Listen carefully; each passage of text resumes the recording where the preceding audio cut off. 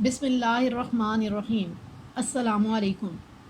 Dear students, hope so you will all be fine. Bio के next lecture में जो topic आज हम डिस्कस करने जा रहे हैं, नंबर 1 पे है urinary system and second number पे है nephron. Urinary system of human beings हम डिस्कस करने जा रहे हैं कि इंसानों में यूरिनरी सिस्टम किस तरह से पाया जाता है और उसके कौन कौन से कंपोनेंट होते हैं।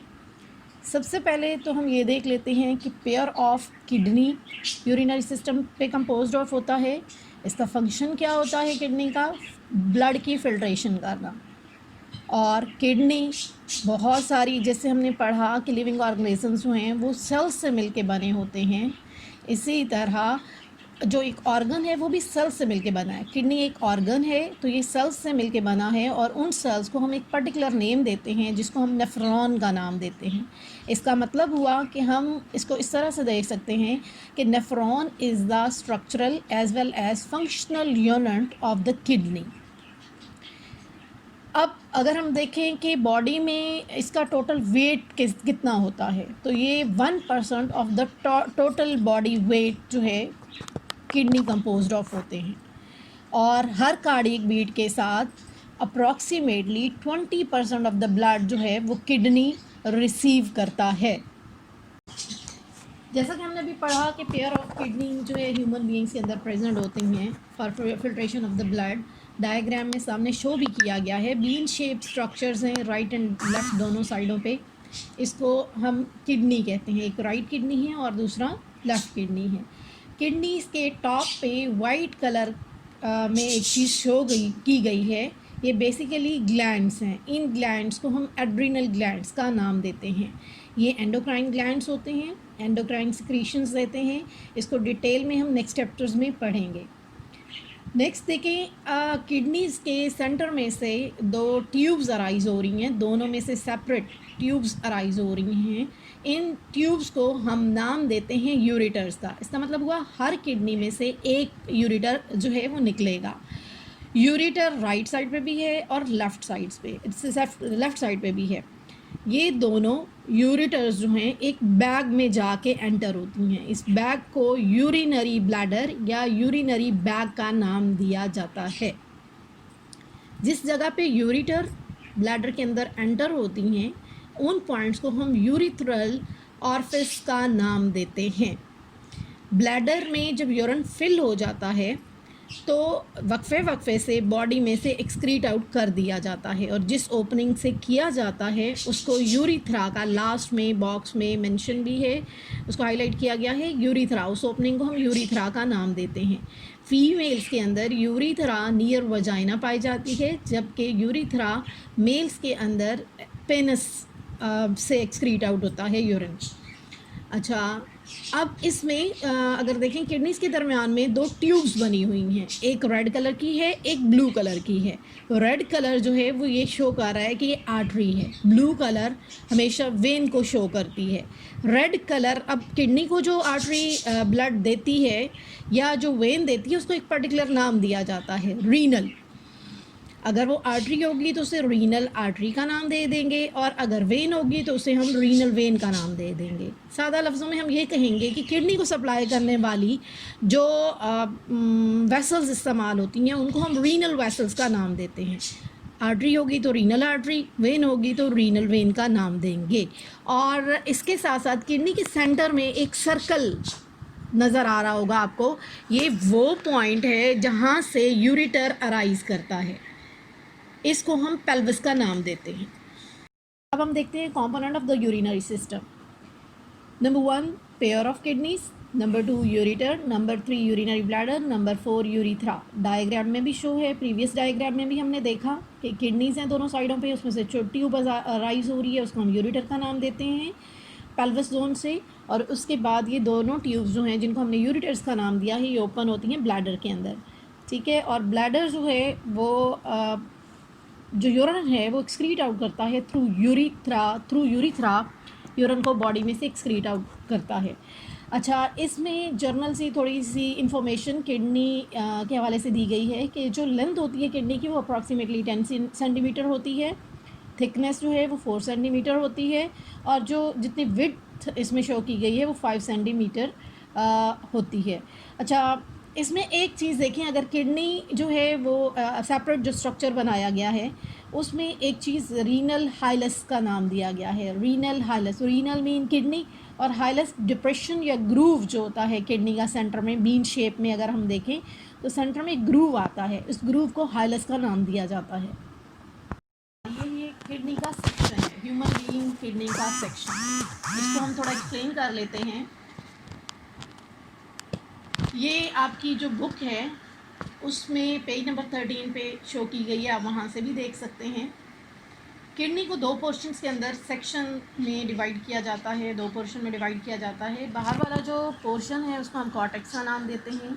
इनर जो पोर्शन होता है इसको मेड्यूला का नाम दिया जाता है।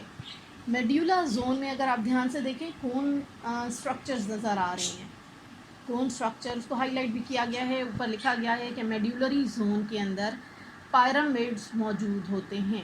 इन पायरामिड्स को हम रीनल पायरामिड्स का नाम देते हैं। किडनी में लाई करते हैं, इस वजह से हमको इनको रीनल पायरामिड्स का नाम देते हैं या दिया जाता है इनको। नेक्स्ट पे आ जाएं, रीनल हाइलस और रीनल पेल्विस को हम देख लेते हैं। रीनल हाइलस जो है वो बाहर वाला पोर्शन होता है किडनी का, जो डिप्रेशन को शो करता है, ग्रूव को शो करता है। किडनी जो है वो बीन शेप होता है और उसके सेंटर में जो ग्रूव या डिप्रेशन होता है उसको हम हाइलस का नाम देते हैं। और किडनी के अगर इनर साइड पे देखा जाए, मेड्यूलर जोन वाली साइड पे देखा जाए, तो वहाँ पे जो पोर्शन होता है सेंट्रल पोर्शन उसको पेल्विस का नाम देते हैं। डायग्राम में देखें तो ऊपर वाली साइड पे रीनल हाइलस लिखा हुआ है और नीचे वाली साइड पे जहाँ पे लेबलिंग की गई है वहाँ रीनल पेल्विस मेंशन किया गया है। मैंने ये दोनों इकट्ठे एक्सप्लेन इसलिए कर दिए हैं कि ये दोनों एक ही लोकेशन पे होते हैं, लेकिन अंदर वाला जो पोर्शन है वो पेल्विस कहलाता है, बाहर वाला जो पोर्शन होता है ग्रूव उसको हाइलस का नाम देते हैं। पेल्विस जोन के अंदर कलेक्टिंग डक्ट्स जो हैं वो ओपन होती हैं। हमने पढ़ा कि जो नेफ्रॉन है वो स्ट्रक्चरल एंड फंक्शनल यूनिट है, तो वो उसका एंड जो होता है वो कलेक्टिंग डक्ट पे होता है, और वो कलेक्टिंग डक्ट कहाँ पे ओपन होती है, वो पेल्विस जोन के अंदर जो है वो होती है, ओपन होती हैं। यहाँ पे आर्टरीज और वेन भी दिखाई गई हैं कि जो रेड कलर में है वो आर्टरी को शो कर रही है, किडनी को ब्लड सप्लाई कर रही है वो आर्टरी है, और जो ब्लू कलर में शो की गई है वो रीनल वेन है, मतलब डीऑक्सीजनेटेड ब्लड जो है वो कैरी करती है। और जो हर कार्डियक बीट के साथ आपको पता है किडनी जो है वो 20% ब्लड जो है वो रिसीव करता है। लास्ट पे एक लेबलिंग है यूरेटर। हर किडनी में से एक ट्यूब अराइज होती है जो यूरिन कंटेन करती है, यूरिन को कैरी करती है और कहाँ पे लेके जाती है, ब्लैडर में लेके जाती है। प्रीवियस डायग्राम में भी हम देख चुके हैं कि उसमें ये ब्लैडर में ओपन होती है, इसको हम यूरेटर का नाम देते हैं।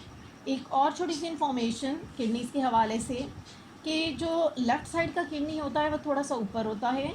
यहाँ पे राइट साइड पे एक डायग्राम बनी हुई है, उसमें किडनीज बने हुए हैं। जो लेफ्ट साइड का किडनी है वो थोड़ा ऊपर है, जो राइट साइड का किडनी है वो थोड़ा सा नीचे होता है। रीज़न क्या होती है राइट साइड की किडनी के नीचे होने की? रीज़न ये होती है कि राइट साइड की किडनी के ऊपर लिवर जो है वो मौजूद होता है। बात करते हैं नेफ्रॉन की। हमने प्रीवियसली देखा कि किडनी का जो फंक्शनल एंड स्ट्रक्चरल यूनिट है उसको हम नेफ्रॉन कहते हैं। इसका मतलब हुआ कि किडनी जो है बेसिकली कंपोज्ड ऑफ होता है नेफ्रॉन से। सेक्शन में डायग्राम में शो हो रहा है कि अगर एक पोर्शन लिया गया है किडनी का और उससे एग्जामिन किया गया है अंडर इलेक्ट्रॉन माइक्रोस्कोप, तो वहाँ पे नेफ्रॉन कप शेप जहाँ से स्टार्ट हो रहा है कप शेप स्ट्रक्चर वो नेफ्रॉन को शो कर रहा है। मज़ीद नेक्स्ट डायग्राम में हम इसको देख लेते हैं। अब हम देख लेते हैं स्ट्रक्चर ऑफ द नेफ्रॉन। आपकी बुक के पेज नंबर 14 पे ये स्ट्रक्चर जो है वो शो किया गया है। इसमें लेबलिंग भी साथ साथ है। स्ट्रक्चर ऑफ नेफ्रॉन में जो कंपोनेंट आते हैं, सबसे पहले है कप लाइक एक स्ट्रक्चर होता है, उसको हम बोलते हैं बोमेन कैप्सूल। सबसे पहला पोर्शन होता है नेफ्रॉन का, बोमेन कैप्सूल का नाम दिया जाता है। इसमें अगर डायग्राम में आप देखें तो इस कप शेप स्ट्रक्चर के अंदर एक क्लस्टर नज़र आ रहा है। ये क्लस्टर क्या है? ये बेसिकली नेटवर्क होता है कैपिलरीज का। ये अब कहाँ से आती हैं? ये रीनल आर्टरी से आ रही होती हैं। बेसिकली आर्ट्रियोल्स होते हैं, अपर पोर्शन से आ रही होती हैं, इसलिए हम इसको एफरेंट आर्ट्रियोल का नाम देते हैं।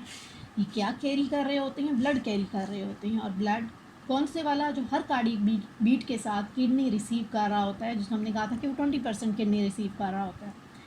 यहाँ से ब्लड एंटर होता है, और किस लिए एंटर होता है? ताकि प्योरीफाई हो सके, इसकी फिल्ट्रेशन की जा सके। किडनी की फंक्शन में हमने देखा कि किडनी का basically function he filtration of the blood होता है।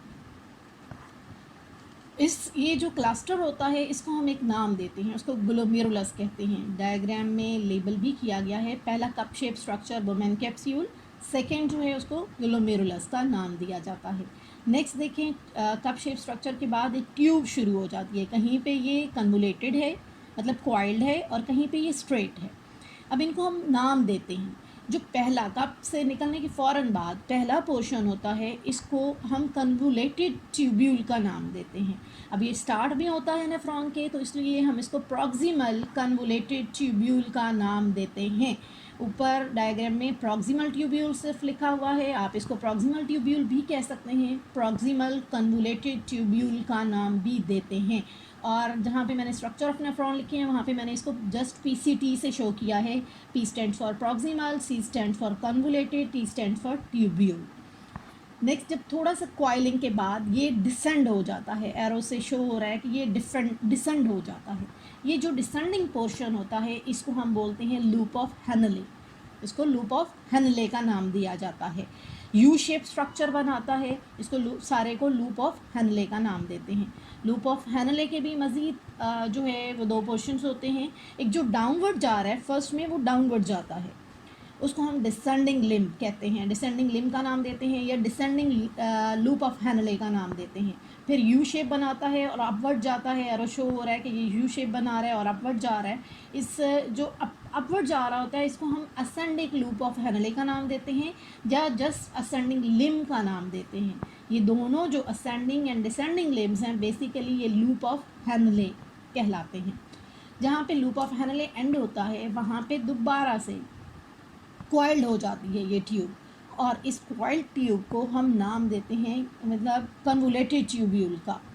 और इसको हम कहते हैं डिस्टल ट्यूब्यूल का नाम भी देते हैं, डिस्टल कन्वोलेटेड ट्यूब्यूल का नाम देते हैं। जहाँ पे स्ट्रक्चर मेंशन है, वहाँ पे DCT का से शो किया गया है कि डिस्टल कन्वोलेटेड ट्यूब्यूल। फिर ये कन्वोलेटेड ट्यूब्यूल एक डक्ट के अंदर एंटर हो जाती है। इस डक्ट को हम कहते हैं कलेक्टिंग डक्ट। ये वो डक्ट है जिसका जिक्र हमने पेल्वस में पढ़ा, जब मैंने पेल्वस का आपको बताया कि इंटरनल जो पोर्शन होता है किडनी का, उसको हम पेल्वस का नाम देते हैं। ये हर नेफ्रॉन की जो कलेक्टिंग डक्ट होती है, वो उस पेल्वस जोन के अंदर खुलती है। नेक्स्ट हम देख लेते हैं टाइप्स ऑफ नेफ्रॉन के हवाले से।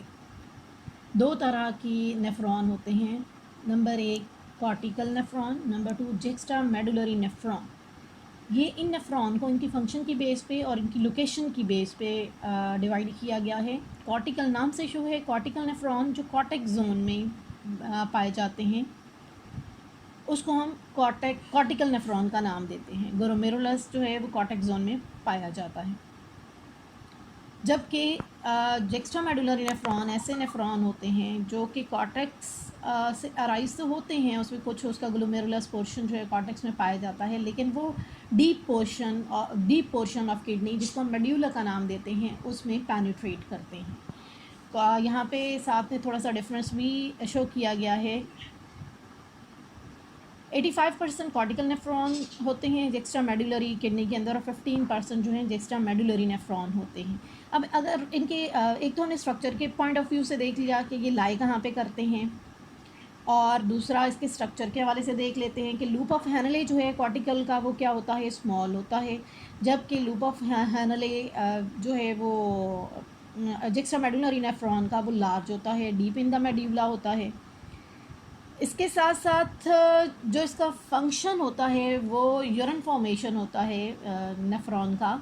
तो इन दोनों में तो ये जो कॉर्टिकल नेफ्रॉन है और जुक्स्टामेडुलरी किस तरह का यूरिन बनाती हैं। जो कॉर्टिकल नेफ्रॉन होता है ये डाइल्यूटेड यूरिन देता है, मीन इसमें सॉल्ट की कंसनट्रेशन जिसमें कम होती है। जो जुक्स्टामेडुलरी नेफ्रॉन यानी डीप इन द किडनी लाई करते हैं नेफ्रॉन, वो हमेशा कंसनट्रेटेड यूरिन की फॉर्मेशन में इन्वॉल्व होते हैं। अभी हमने डिफरेंस देख लिया कि दोनों के अंदर डिफरेंस क्या है और टाइप्स क्या थी। प्रीवियस जो डायग्राम है जो मैंने आपको बताया कि आपकी बुक में पेज नंबर 14 पे शो की गई है, उसमें अगर आप देखें उस डायग्राम के अंदर एक क्लस्टर नज़र आ रहा है आपको कैपिलरीज का, लास्ट पे लूप ऑफ हेनले पे। ये स्पेशल जो जुक्स्टामेडुलरी नेफ्रॉन होते हैं उनके ऊपर ये जो लूप ऑफ हेनले होता है उनके ऊपर ये क्लस्टर मौजूद होता है और इसको एक स्पेशल नाम दिया जाता है वेजा रेक्टा का, पेरीट्यूबुलर कैपिलरीज। ये बेसिकली ऐसी कैपिलरीज हैं जो क्या करती हैं, ऑक्यूपाई करती हैं प्रॉक्सिमल ट्यूब्यूल को और डिस्टल कन्वोलेटेड ट्यूब्यूल को, दोनों को क्या करती हैं, उनके गिर्द एक जाल सा बिछा देती हैं for the circulation of blood. Vasa recta specially just juxtamedullary nephron के अंदर मौजूद होता है। चलिए अब हम समराइज़ कर देते हैं जो आज हमने टॉपिक्स डिस्कस किए। नंबर 1 तो हमने डिस्कस किया था urinary system of human beings, कि इंसानों में एक्सक्रीटरी सिस्टम या यूरिनरी सिस्टम या यूरिन फॉर्मेशन के लिए जो सिस्टम इस्तेमाल होता है वो किन कंपोनेंट्स पे कंसिस्ट करता है, उनके फंक्शंस क्या हैं, वो किस तरह से वर्किंग करता है। दूसरा हमने उसकी स्ट्रक्चरल एंड फंक्शनल यूनिट देखी, उस कंपोनेंट में जो ऑर्गन मेजर था जिसको हमने किडनी का नाम दिया, उसमें जो स्ट्रक्चरल फंक्शनल यूनिट थी वो हमने देखा नेफ्रॉन। फिर हमने नेफ्रॉन की टाइप्स के बारे में डिस्कस किया, नेफ्रॉन का स्ट्रक्चर डिस्कस किया और किडनी का सेक्शन डिस्कस किया। बस, thank you so much students. उम्मीद है आपको समझ आ गई होगी इस टॉपिक के बारे में। अगर इसको डिटेल से सुने और उसके बाद अगर आपकी कोई क्यूरीज़ हैं तो आप मुझे सेंड कर सकती हैं, आपको इंशाल्लाह आंसर मिलेगा उस चीज़ का। इंशाल्लाह नेक्स्ट लेक्चर में आपसे मुलाकात होती है। अल्लाह हाफिज़।